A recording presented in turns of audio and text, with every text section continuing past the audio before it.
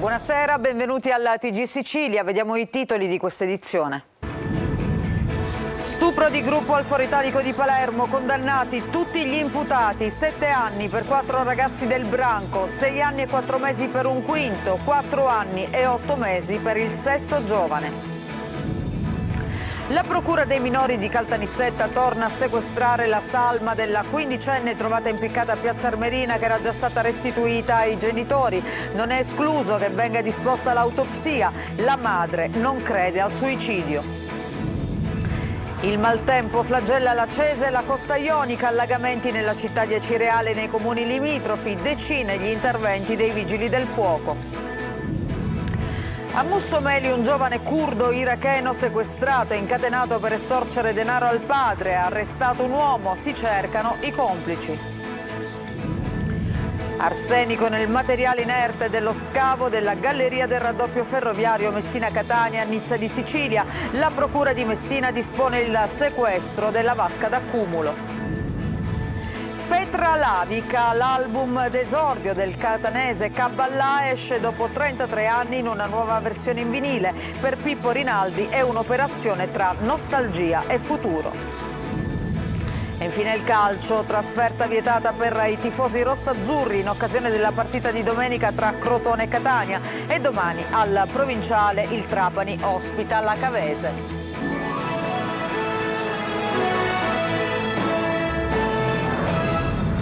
Buonasera, ben trovati. Lo avete sentito in apertura, lo stupro di gruppo al Foro Italico di Palermo. Sono stati condannati tutti gli imputati. 7 anni per 4 ragazzi del branco, 6 anni e 4 mesi per il quinto giovane, 4 anni e 8 mesi per il sesto. Per la violenza un altro ragazzo, ricordiamo, era già stato condannato dal GUP dei minori a 8 anni e 8 mesi. Ma ci dice tutto Marco Gullà. Sono stati tutti condannati per aver stuprato nella notte tra il 6 e il 7 luglio dell'anno scorso una ragazza di 19 anni in un cantiere abbandonato del Foro Italico a Palermo. Il tribunale ha condannato a 7 anni di carcere 4 dei 6 ragazzi accusati dello stupro di gruppo. Un quinto imputato ha avuto 6 anni e 4 mesi, il sesto 4 anni e 8 mesi. Per la violenza era già stato condannato dal GUP dei minori a 8 anni e 8 mesi l'unico del branco che al momento dei fatti non aveva ancora compiuto 18 anni. Dei suoi aggressori la vittima conosceva soltanto un ragazzo con cui aveva avuto dei rapporti consenzienti, ma che al Foro Italico avrebbe solo filmato la violenza sessuale con il cellulare, inviando poi i video ad altre persone. La ragazza spiegò ai carabinieri che le avrebbe gridato di fermarsi, ma che gli imputati le avrebbero riso in faccia e avrebbero continuato. No, io mi aspettavo una condanna, perché la condanna era ovvio che dovesse arrivare.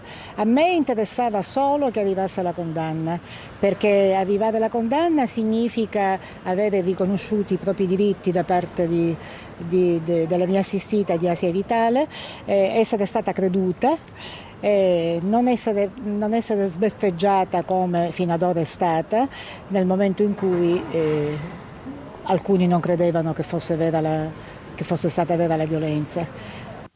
La difesa degli imputati ha sempre sostenuto che quell'incontro sarebbe stato del tutto consenziente e anzi che sarebbe stata la stessa 19enne a proporre di avere un rapporto sessuale con tutti loro e che sarebbe stata anche lucida. Loro sapessero quello che avevano fatto, anche perché delle intercettazioni immediatamente successive, proprio nei giorni in cui li stavano arrestando, sono stati intercettati e proprio lo dicevano: abbiamo fatto uno stupro di gruppo, l'abbiamo scannata. I 6 ragazzi dovranno anche pagare alla vittima 40.000 euro a titolo di provvisionale del risarcimento del danno, da liquidare poi in sede civile.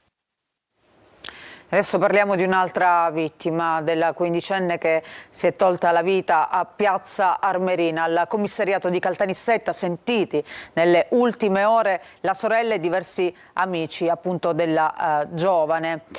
Forse è vittima di bullismo e di revenge porn. La procura ha disposto comunque nuovamente il sequestro della salma dopo che era stata restituita alla famiglia e non è escluso che venga disposta l'autopsia. Intanto la madre dice: mia figlia non si è suicidata. Desiree Ferlito.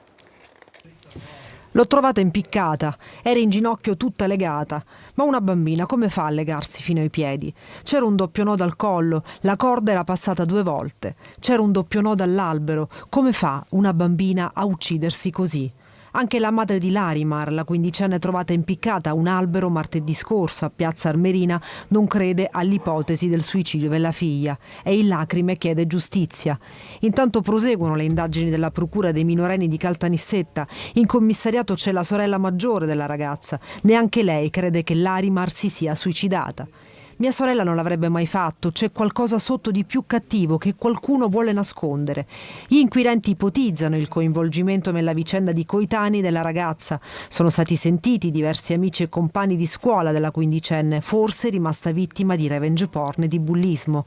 La ragazza, prima di togliersi la vita, aveva avuto una violenta lite a scuola con una coetanea che l'avrebbe accusata di averle rubato un ragazzo. Sulla vicenda la procura vuole vederci chiaro, tanto da aver nuovamente disposto il sequestro della salma dopo averla in un primo momento restituita alla famiglia per i funerali, già fissati per domani e posticipati a data da destinarsi. Non è escluso che venga disposta l'autopsia.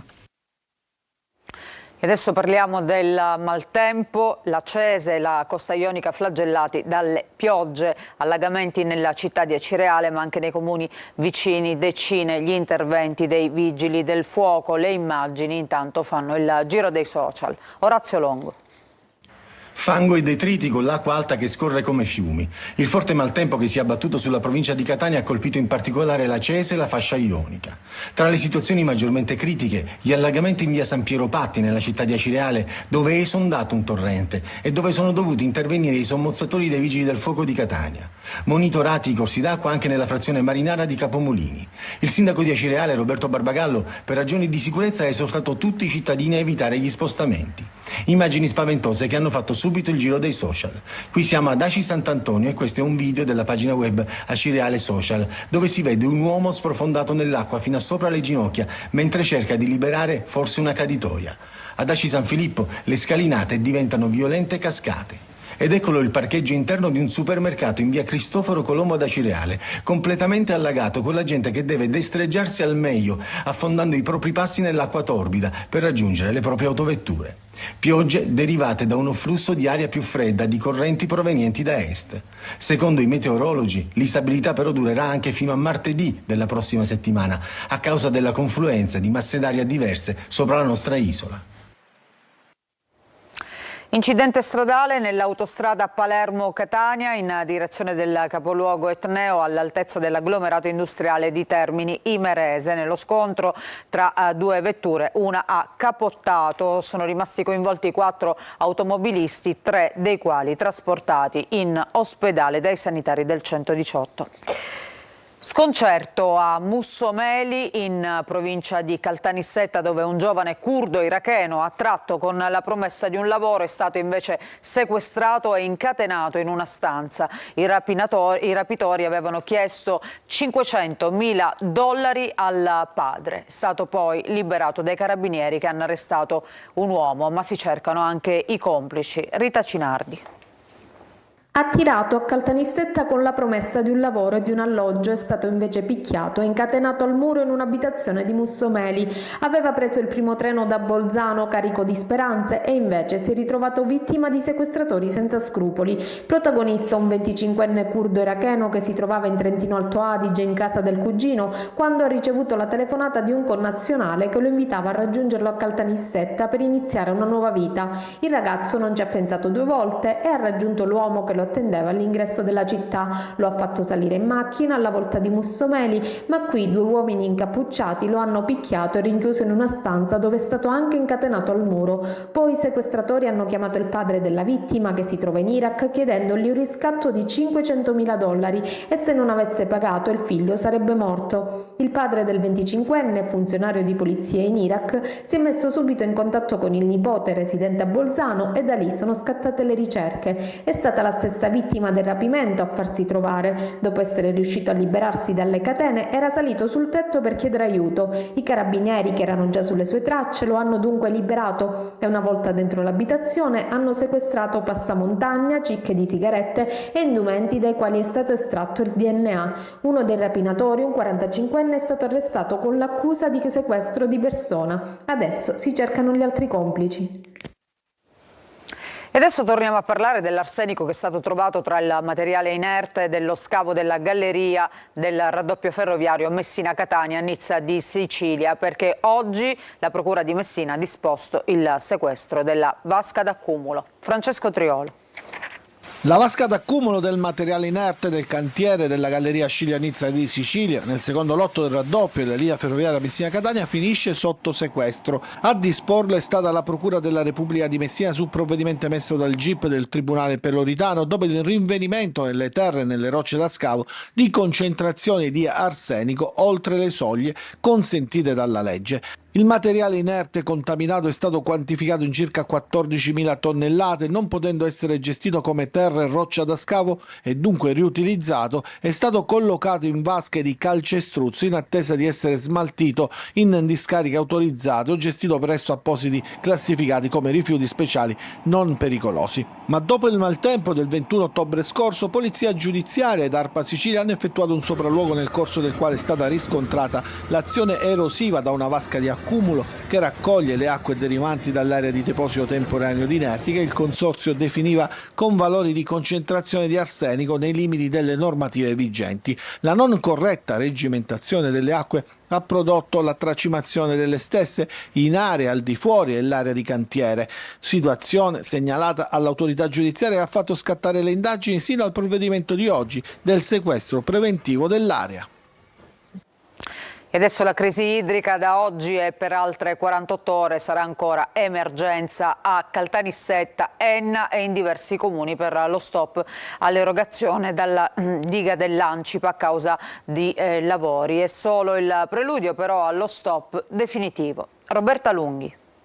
Oggi siamo veramente in emergenza perché stamattina è stata interrotta la fornitura da Ancipa per un motivo tecnico. Un'emergenza programmata per il riposizionamento di galleggianti per prelevare acqua dalla diga Ancipa, laddove è ancora presente la risorsa idrica, ma che suona come un paradosso, visto che i lavori di Siciliacque arrivano e creano disagio su disagio a pochi giorni dall'annunciato stop definitivo all'erogazione e 2 giorni dopo l'accorato sit-in di protesta davanti Palazzo Dorlean a Palermo. Le contromisure non risultano pronte in questo momento perché il campo Pozzi che hanno individuato vicino Butera in questo momento non è collegato alla rete ed è una cosa gravissima. Perché i lavori di ripristino del collettore che porta fino al partito del Blufi non sono stati realizzati 20 giorni fa? Cioè qua rischiamo che mercoledì noi restiamo, Caltanissetta sarà completamente senza acqua. Intanto per la città di Caltanissetta, il comune di San Cataldo, Perenna e i comuni di Agira, Gagliano Castelferrato, Calascibetta saranno 48 le ore di passione a seguito dei lavori. La lunga sospensione dell'erogazione che si unisce a periodi di distribuzione con il contagocce rischia di creare disagi e proteste più gravi di quelli che hanno portato a Palermo i comitati civici della Sicilia centrale. Anche per questo la Protezione Civile regionale ha organizzato servizi con autobotti dei comuni, con il Corpo Forestale e i Vigili del Fuoco. Intanto c'è un'ultima notizia che arriva proprio da Caltanissetta, dove 9 consiglieri comunali, tra cui Roberto Gambino che abbiamo visto appunto in questo servizio, hanno occupato la sala consiliare come forma estrema di protesta alla pessima gestione dell'emergenza idrica in città da parte dell'amministrazione guidata dal sindaco Tesauro, avallata da un irresponsabile, dicono loro, atteggiamento dei gruppi di maggioranza che oggi hanno fatto cadere il numero legale per bloccare la nostra esposizione. Questo appunto per quanto riguarda il civico consesso di Caltanissetta, che si occupava naturalmente del tema della crisi idrica. E adesso restiamo in provincia a Gela, ma parliamo di altro. I treni non arrivano né partono più. La stazione è ormai infatti una struttura fantasma. A causa dei tanti cantieri sulla linea Caltagirone-Gela la circolazione ferroviaria è ferma e la città è sempre più isolata. GR Italia. Sono mesi ormai che la stazione ferroviaria di Gela vive in stato di totale abbandono. I treni non arrivano e non partono più. I binari sono deserti e il degrado è visibile in ogni angolo. Da quando il ponte sulla linea Caltagirone-Gela è crollato nell'ormai lontano 2011, la situazione dell'unica stazione cittadina è precipitata. Il viadotto è stato sottoposto a un intervento di ricostruzione nel 2021, ma il crollo ha portato alla luce criticità in altri viadotti lungo la stessa tratta, obbligando così le autorità a nuovi controlli e a progettare interventi strutturali più complessi del previsto. Dallo scorso 10 giugno poi l'ennesima interruzione ha complicato ulteriormente la situazione. A causa di interventi di potenziamento infrastrutturale, infatti, la circolazione ferroviaria tra le stazioni di Gran Michele e Caltagirone è stata sospesa. I pochi treni che operavano lungo la linea Catania-Gela sono così stati sostituiti da bus che però coprono solo una parte del tragitto, lasciando i viaggiatori con orari ridotti e percorsi più lunghi e scomodi. Questo è quello che rimane del tabellone delle partenze dalla stazione di Gela. Come vedete sono solo 3, 2 per Siracusa e 1 per Caltanissetta Xirbi, ma tutte e 3 non riguardano treni ma bus sostitutivi. Ma non è solo una questione di trasporto, l'immobilità si riflette anche sulle condizioni fisiche della stazione e delle aree limitrofe, l'intera struttura rimane infatti segnata dall'abbandono e dal degrado. E anche il sottopassaggio che porta gli altri binari è in condizioni precarie, come potete vedere anche dalla copertura del tetto che presenta profonde crepe ovunque. Un degrado che si rispecchia anche nelle aree esterne invase da rifiuti e nelle aiuole trasformate in piccole discariche. Dalle ferrovie intanto fanno sapere che i lavori di ripristino potrebbero completarsi entro la prima settimana di dicembre. Nel frattempo i cittadini si ritrovano a convivere con una stazione deserta, divenuta simbolo tangibile delle difficoltà infrastrutturali che colpiscono l'intera isola. E a proposito di mezzi pubblici, venerdì nero per lo sciopero nazionale dei trasporti, fermi bus, metro e tram, polemiche per le fasce di garanzia ridotte. I sindacati sollecitano il rinnovo del contratto e interventi sulla sicurezza. A Catania, adesione all'80%, ci racconta tutto Tonino De Mano. È un venerdì nero per il trasporto pubblico locale con lo sciopero di 24 ore di bus, metro e tram e prestazioni ridotte nella fascia di garanzia, ossia con l'utilizzo solo del 30% del personale viaggiante. Paralizzate le grandi città, Roma, Milano e Napoli, ma disagi anche in Sicilia, tra le più penalizzate Catania e Palermo. Alta l'adesione allo sciopero nella città etnea, con decine di mezzi che una volta garantita la fascia mattutina 6:39 sono tornati in autorimessa con la scritta fuori servizio in bella mostra. A proclamare lo sciopero sono stati CGIL, CISL, UIL Trasporti, FAISA, CISAL e UGL. C'è un problema di salario, un problema di conciliare i tempi di vita col lavoro, un problema di sicurezza. Purtroppo Catania non è esente da questo, spesso abbiamo visto grosse difficoltà soprattutto nei quartieri periferici come Librino, dove diversi autobus di MTS sono stati oggetto di vandalizzazione. A Catania niente metropolitana dalle 9 alle 13 e dalle 16 fino a chiusura di esercizio, come riporta il sito di FCE. Venerdì nero e anche grigio con la pioggia che ha condizionato gli spostamenti. Disagi e alta adesione allo sciopero anche a Palermo, dove molti sono rimasti sorpresi ed appiedati. Per fortuna ho preso al volo quello dalle 8:30 e qui ho dovuto disturbare i miei genitori per raggiungere la mia abitazione qui a Palermo. I sindacati che dovrebbero difendere i lavoratori si dovrebbero vergognare a fare questi scioperi così assassini. Inevitabile il ricorso alle auto con conseguenze pesanti sul già caotico traffico cittadino. Con l'approssimarsi della stagione fredda arriva puntuale. L'influenza, è stato isolato il ceppo australiano che potrebbe portare a gravi complicanze neurologiche. L'arma per proteggersi, dicono gli esperti, è sempre il vaccino. Vediamo. Si chiama H3N2, è nota come influenza australiana e, a detta degli esperti, potrebbe essere una delle più pesanti degli ultimi anni. Complice l'abbassamento delle temperature, specie al nord, l'influenza ha fatto già capolino in diverse regioni italiane e in Liguria si è registrato il primo caso di ricovero. Il virus sembra associarsi ad un decorso più severo e potrebbe aumentare casi di complicazioni neurologiche. Si tratta di un ceppo virulento che colpisce giovani ed anziani, come conferma Mario Morello, dirigente medico dell'ASP di Catania, intervenuto a Buongiorno Sicilia. Siccome negli anni precedenti ha circolato di meno, l'impatto può essere più evidente. Quali sono questi soggetti che sono più a rischio rispetto, agli anni passati? Ma soprattutto i soggetti giovani, perché non hanno incontrato negli anni passati un'influenza, e sempre le categorie dei soggetti disabilitati da patologie. La vaccinazione è la principale arma per proteggersi dalle forme più gravi. È un invito a vaccinarsi contro l'influenza. I soggetti con più di 60 anni o con patologie, a prescindere dall'età, debbono vaccinarsi. Preveniamo delle complicanze che a volte possono essere gravi. Non ci dobbiamo allarmare, ma le complicanze dell'influenza ci sono. I sintomi principali restano quelli classici dell'influenza: febbre alta tra 38 e 40, mal di testa, dolori muscolari e articolari, stanchezza e sudorazione. E adesso lo spettacolo. Petra Lavica, album d'esordio del catanese Caballà, esce dopo 33 anni in una nuova versione in vinile. Per Pippo Rinaldi è un'operazione tra nostalgia. La Sicilia che per Caballà, ormai residente a Milano, resta amore puro. Al rinfresco della Petra Lavica. E su queste note facciamo una pausa, ritorniamo tra poco con il calcio, le ultime notizie per quanto riguarda la partita di Serie C Crotone-Catania, che vi ricordiamo sarà trasmessa in diretta e in chiaro su Telecolor domenica. Vi aspettiamo.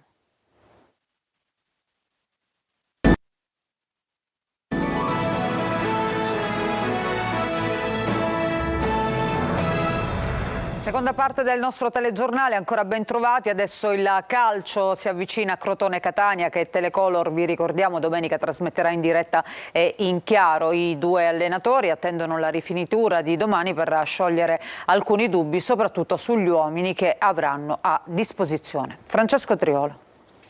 A 48 ore dalla sfida dell'uscita è il momento di fare i conti da una parte e dall'altra. Crotone e Catania si avvicina ed entrambi gli allenatori, Longo da una parte e Toscano dall'altro, cercano di capire chi potranno avere a disposizione domenica pomeriggio. Se il tecnico etneo parte dalla certezza che rispetto al derby col Messina avrà a disposizione sicuramente Quaini e Guglielmotti, non è così certo sulla possibilità di utilizzare altre tre pedine che ognuna per le sue caratteristiche possono essere importanti. A cominciare da Lunetta, per esempio, che potrebbe tornare nella lista dei convocati, ma molto dipenderà anche dalla seduta di rifinitura e da come Toscano lo vedrà nell'ultimo allenamento, dove un altro attenzionato speciale sarà De Rose, perché se è vero che difficilmente potrà partire titolare, il suo pieno recupero è ormai tra i programmi e all'uscita potrebbe avere un minutaggio maggiore rispetto a domenica scorsa. Quindi occhio ad Andrea, che contro il Messina è rimasto in panchina per una contusione, ma col Crotone potrebbe essere un'ulteriore freccia a disposizione di Toscano.